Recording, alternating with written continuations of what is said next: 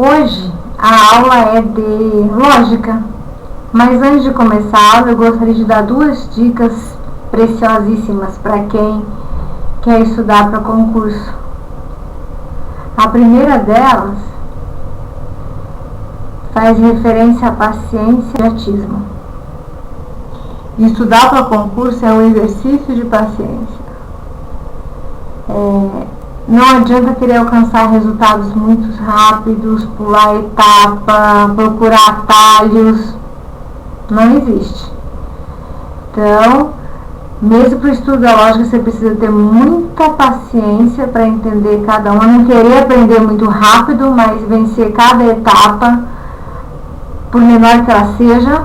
Não é quem ignora o básico, o essencial porque é o alicerce da informação. Então, se você ignora o cara, eu já quero resolver logo, eu quero fazer logo, fica no blá blá blá, você não vai fechar a matéria como deve fechar. E tendo paciência e entendimento de cada matéria, treinar muito, a repetição leva à perfeição, persistência, né? Não adianta querer fazer uma ou duas vezes e já querer resultado imediato. É necessário persistência e muito treino, porque o treino vai dar consistência no resultado. E não esquecer que a melhor prática seria essa, né?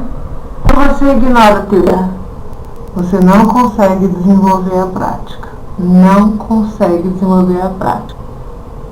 Entendeu? Vou provar isso para vocês daqui a pouco. Entendendo bem essas duas dicas que valem para qualquer matéria, também para lógica, a gente pode caminhar para a matéria de lógica. Rapidão, a gente apaga aqui. Guarde esse conselho aí. Paciência é oposição ao imediatismo, gera resultado consistente. Então, vamos para a nossa primeira aula de lógica. A letra tá feia, porque eu ainda não domino usar a mesa digitalizadora e é extremamente sensível a base, ela desliza muito, então é difícil ter uma letra bonita, mas importante é a matéria. A lógica, ela trabalha com proposições. O que é proposição? Proposição é uma afirmação.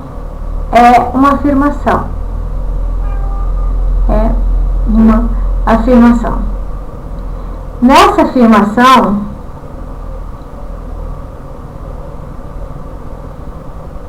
você pode atribuir, né, no qual se pode atribuir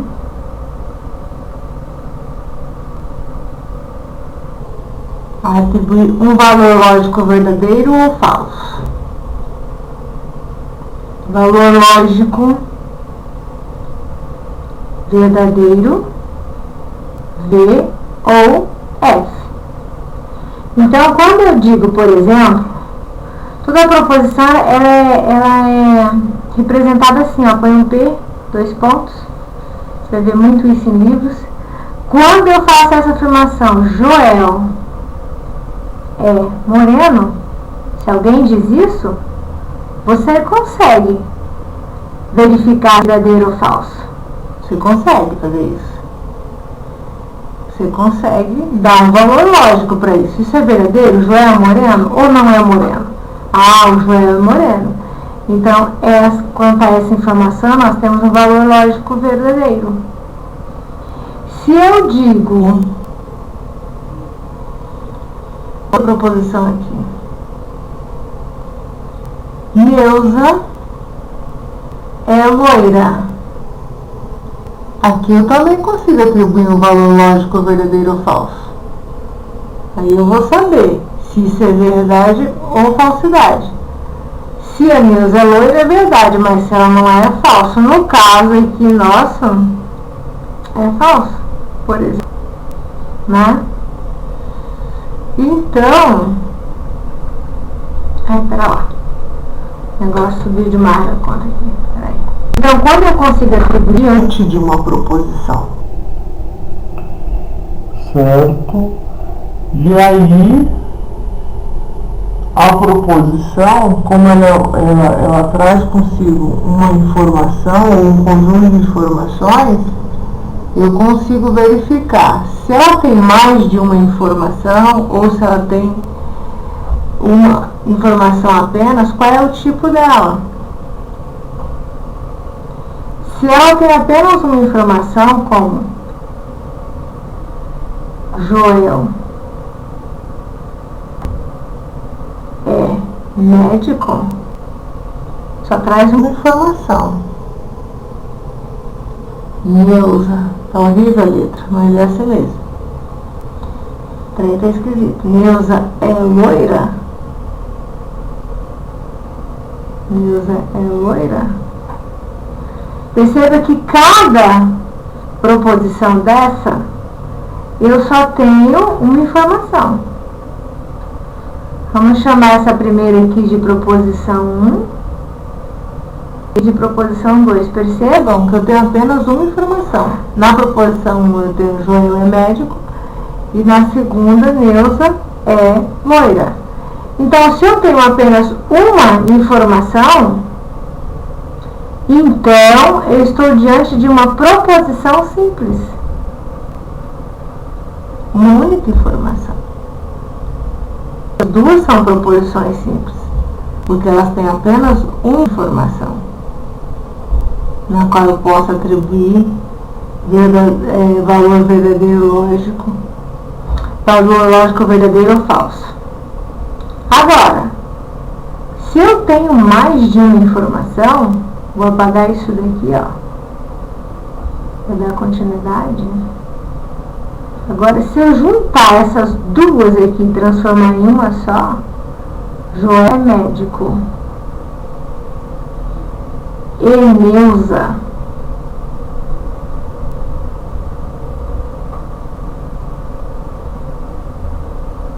é morena, então perceba que eu tenho mais de uma informação numa frase só, proposição única.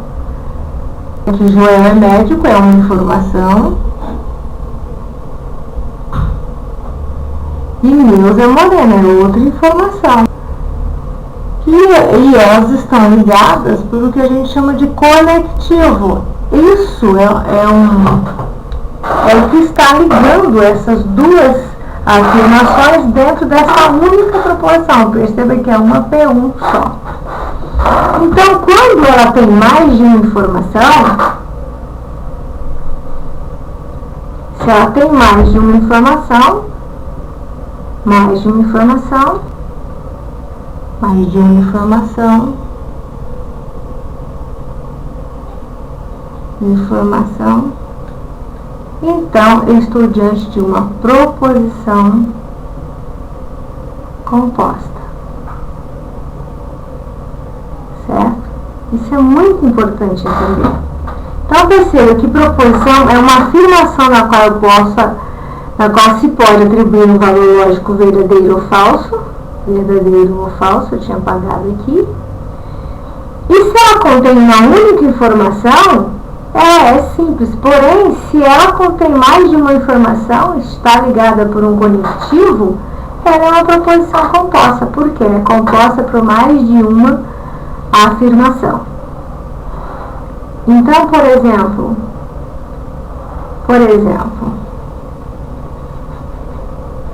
vou colocar alguns exemplos aqui para a gente poder trabalhar aqui. Então, eu tenho aqui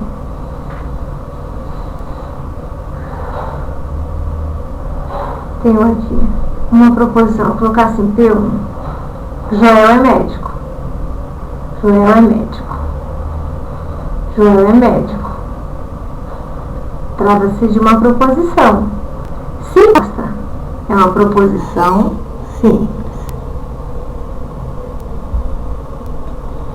Vou colocar um outro exemplo aqui. Márcia é dentista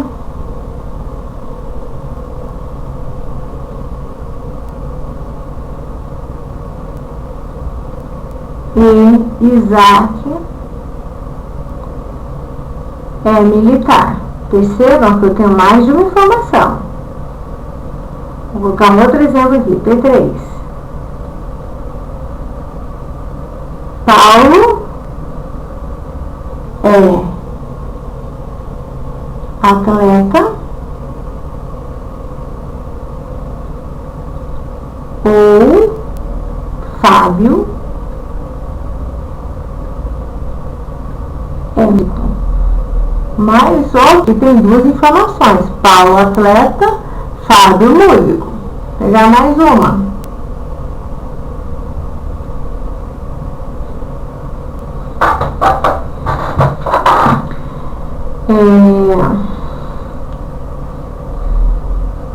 Aqui.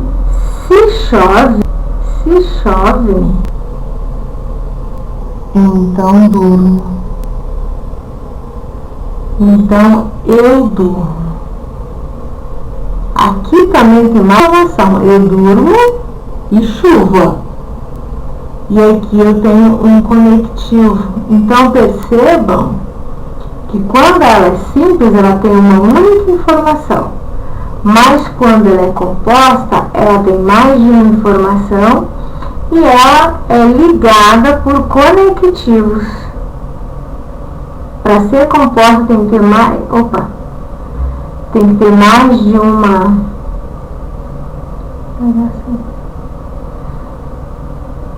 Vou escrever aqui de novo que eu fiz errado aqui. Eu durmo. Então percebam aqui que aqui eu tenho um conectivo. Mas ele é assim, se então, né? São os conectivos. Então percebam que a primeira só tem uma informação, é uma proposição simples. As demais são proposições compostas. Oh, letra bonita, dá até orgulho, né? É isso aí. Então a gente entendeu que para ser uma proposição composta, ela tem que ter mais de uma informação e ser ligada por conectivos. Eu não devia ter dado, mas agora eu já paguei. Vamos lá. Então, nós vamos falar de uma matéria muito importante agora. Não ignore essas informações, que é a melhor teoria ainda, melhor prática ainda é teoria, mas nós vamos falar de conectivos agora. Importantíssimo entender, e eu vou falar por que a teoria é a melhor prática que existe. O primeiro conectivo que eu vou falar é o conectivo E. Conectivo E. Graficamente, eu vou apagar esse aqui que não ficou legal. O conectivo E, graficamente, ele é assim, representado por um Vzinho de cabeça para baixo. Esse é o conectivo E. E como, antes de ir para o conectivo, deixa eu fazer uma observação aqui. Deixa eu voltar só um pouquinho e fazer uma observação. Quando eu tenho uma proposição composta, vou colocar assim, representação gráfica.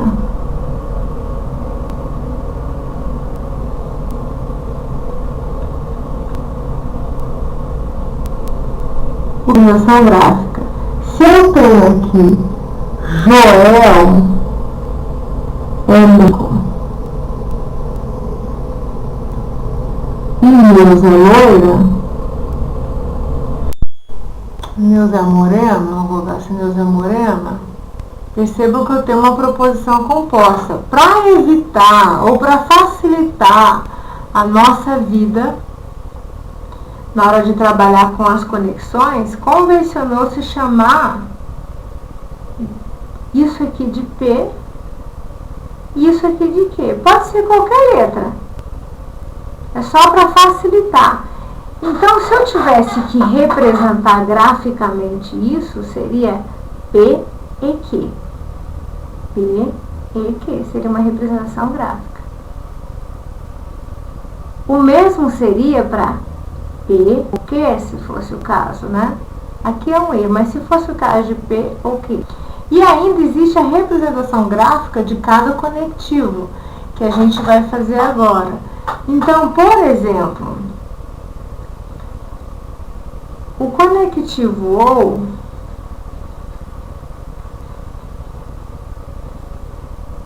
por exemplo, representação gráfica dos conectivos. Vou mostrar aqui e depois vai ver conectivos. Dos conectivos. Se for o E, o O, o C, então. O C, então. O C e somente C, que são os conectivos que existem. Não tente decorar, é só para entender. Eu vou explicar um por um. E o OU, eles podem ser representados assim, ó. O C, deixa eu ver aqui. Esse aqui pode ser representado um Vzinho de cabeça para baixo. Esse aqui já é um V de cabeça para cima. O C, então, é só uma seta. O C e somente C é uma seta dupla, ó. E o OU é um Vzinho, porque ele é O com tracinho embaixo. Então, essa é a representação gráfica deles. Como que vocês podem vê-los nos livros, né? Quando for aprender lógica. É assim, graficamente, que aparece. Então, se eu vou falar, por exemplo, Joel corrinha a letra pequena. Então, vamos ver. Graficamente, é assim. Então, eles, para vocês poderem entender. Aí, dá um pause no vídeo aí e copia. Como que fica graficamente? Então, por exemplo, falando de conectivo, o conectivo E. Conectivo E. Conectivo E. Que é assim, graficamente falando. Então, se eu tiver a seguinte situação: Joel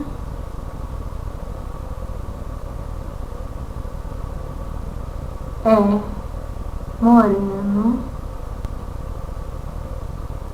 e Neuza é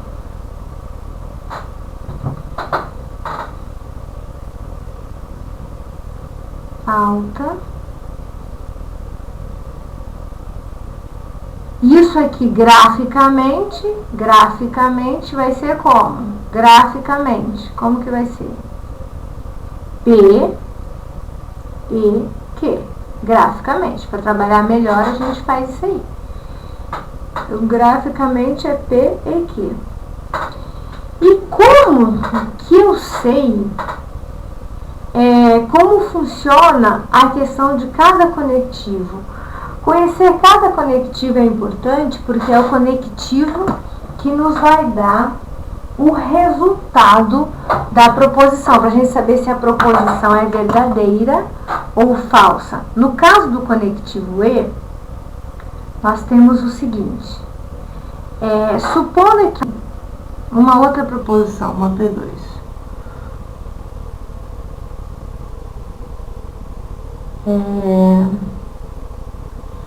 Joel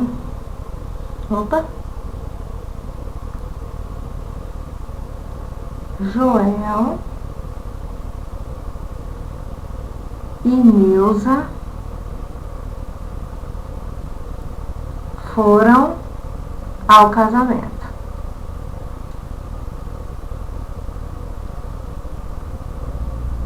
Então, eu tenho aqui, Joel foi ao casamento P.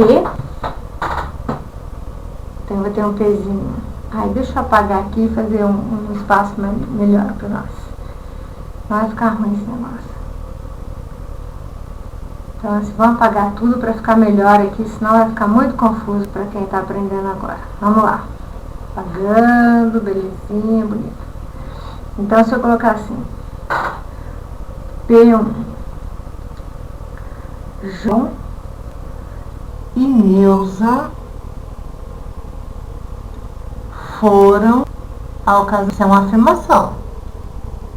Isso foi verdade? Será que eles foram mesmo? Será que não foram? Será que os dois foram? Ou será que só um que foi? Ou será que ninguém foi? Então perceba que o meu conectivo é aqui, ó. Se eu tivesse que desmembrar, seria assim, o Pzinho. Joel foi ao casamento. Desmembrando. Que Neuza foi ao casamento. Eu tenho as duas informações aqui. Então eu tenho uma proposição composta. Agora imagine que eu diga assim, Joel e Neuza foram ao casamento. Aí alguém fala assim, não, foi não, mentira. Foi só o Joel. O que ele está me dizendo? O que essa pessoa está me dizendo? Olha, o Joel foi ao casamento, mas a Neuza não foi. Então ele está dizendo que P, colocar assim graficamente. Então essa pessoa está me dizendo o quê? Que P foi verdade. Joel foi ao casamento, mas a Neuza não foi. Então se alguém diz assim, Joel e Neuza foi ao casamento e não foram os dois, só foi um, é muito fácil desmentir. Oh, isso não é verdade. Ah, como que não é verdade? Não, só foi o Joel. Então no conectivo E, a proposição, que é o conjunto de informações, que é tudo que está na proposição, só será verdadeira se ambas forem verdadeiras. É muito fácil você desmentir, ó, o Joel e a Neuza foi ao casamento. Mentira, nenhum dos dois foram. Veja que é fácil desmentir, não é? Ó, nenhum dos dois foram, então isso é falso e isso também é. Olha, o Joel e a Neuza foram. Não, só foi a Neuza e o Joel não foi, que seria o caso assim.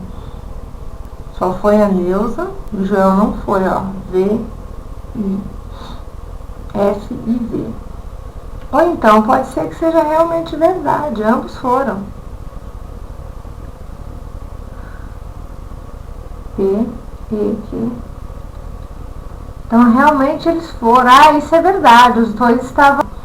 Então, se o conectivo for E, ele só será verdadeiro, a prova será verdadeira se todas as informações que estão lá, ligadas pelo conectivo, forem verdadeiras. Então, no caso aqui, ó, o João foi ao casamento e a Neuza foi. Então, a proposição é verdadeira.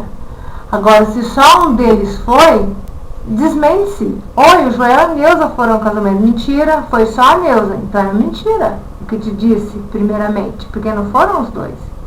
Mesma coisa, afirmar que os dois foram e os dois não foram. Então, a proposição é uma mentira, ela é falsa. E aqui é a mesma coisa. Falso. Então, qual é a grande sacada que eu disse antes, que a melhor teoria é a prática? Para resolver o conectivo E, somente será verdadeiro. Somente será verdadeiro. Somente. Com 6 aqui. Somente será verdadeiro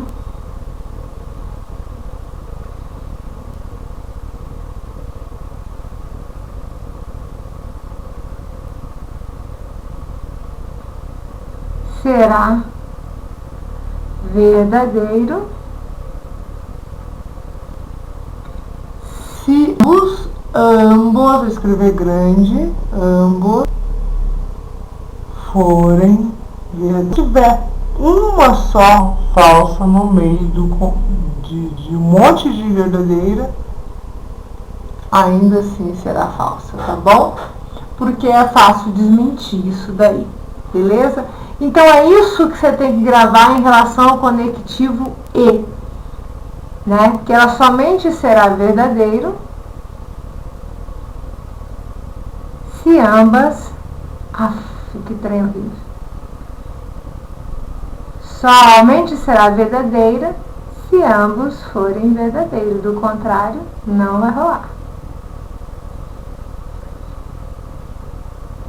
Tá? Essa grande sacada do coletivo E. É muito importante saber isso. Porque é isso que vai às questões. A melhor prática é a teoria. Então isso daqui é importante. Importante.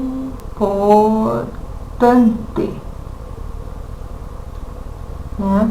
A gente vai fazer um exercíciozinho só para poder praticar aqui isso daqui. Muito bem. Falando ainda do P e Q, essa questão caiu na CESP há poucos dias, né? Não considero que está anotado aqui porque eu copiei e colei. Mas ela diz assim: se a proposição João é pobre for falsa, eu vou chamar então de P, João é pobre. Então, vou colocar aqui do lado. P. Opa. Pera lá. Pera lá. Muito bem. P. João é pobre. P. João é pobre. Que ele está de for proporção. João pratica atos violentos, for verdadeira. Então vou chamar João pratica atos violentos. Vou colocar João pratica atos violentos. For verdadeiro. Então ele diz que a proposição, que é todo o conjunto de informações, João não é pobre, mas pratica atos violentos. Então, percebam aí que tem duas situações aí, ó. P é João é pobre, e aqui João não é pobre. É o contrário dessa aqui. Então, se P é pobre, então essa daqui é falso, então João não é pobre, é verdadeiro. Perceba? Que é ao contrário. João é pobre que é falso. Então quer dizer então que João não é pobre. Isso é que é verdadeiro. Porque se ele ser pobre é falso, então ele não é. E que João pratica atos violentos. Aqui tem uma informação importante que a gente não consegue enxergar claramente o conectivo, né? Mas esse mas, ele tem, como é que eu posso dizer? Ele tem o sentido de adição, tipo como se fosse ele. João não é pobre e pratica atos violentos. Ela não tá, perceba que o sentido, isso aqui é muito típico de CESP, é de E. Você consegue perceber que aqui, olha, João não é pobre. E, no entanto, ele pratica atos violentos. Então, tem o som, tem o sentido de E. Então, eu tenho João não é pobre. Vou escrever aqui. João não é pobre. Não é pobre. Não é pobre. Essa é o sentido. E pratica atos violentos. Atos violentos. Percebam que ela tem o sentido de adição ali. Então, eu sei que João não é pobre, é verdadeiro. Então, eu sei que essa primeira parte é verdadeira. Ezinho. E atos violentos também é verdadeiro. Perceba o quê? Que ele diz o quê? Se João é pobre for falso, isso quer dizer que João não é pobre, que é verdadeiro.